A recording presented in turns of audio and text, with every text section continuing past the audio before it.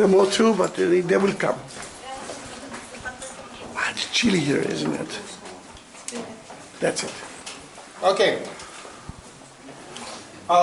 We are in the shepherd's field, and when we talk about a field, we talk about lots of caves, and actually we're living in a hilly country, the hills of Judea. We're living in a hilly country, we have lots of caves in this area. Jesus was born in a cave just close to the house of the shepherds. And, the Holy Family were living in Galilee, in Nazareth. So they had to come to Bethlehem to be taxed for the census.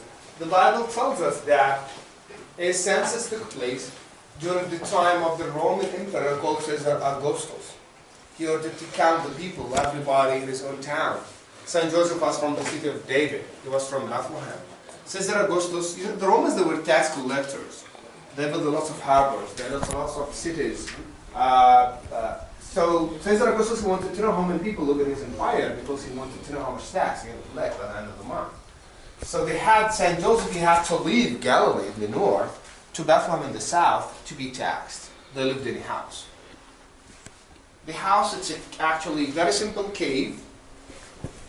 And the people in that time, they used to travel on their donkeys and animals, and they used to put the animals in the inner part of the house, in the inner part of the cave, which is the place where Jesus was born.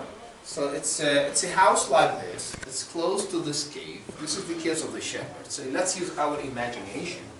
Fences, grass, place for the animals, jars for the daily use. This is a house of the shepherds. The shepherds, they were very simple in this society. And they were the first people who received the good news. And who else also received the good news beside the shepherds?